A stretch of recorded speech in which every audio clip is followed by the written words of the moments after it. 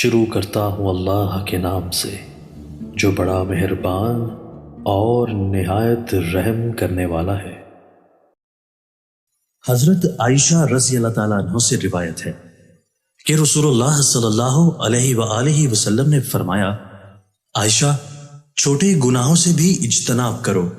کیونکہ ان گناہوں کے لیے بھی اللہ کی طرف سے عذاب کا مطالبہ کرنے والا ہے۔ حضرت انس رضی اللہ تعالیٰ عنہ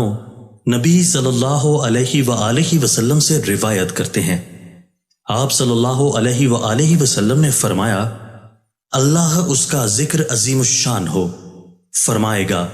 ہر اس شخص کو جہنم کی آگ سے نکال دو جس نے اخلاص کے ساتھ کسی ایک روز بھی مجھے یاد کیا ہو یا وہ کسی جگہ مجھ سے ڈرا ہو۔ دوستو، اللہ تعالی ہمیں ان احادیث مبارکہ پر عمل کرنے اور اپنی زندگیوں کو سنوارنے کی توفیق عطا فرمائے۔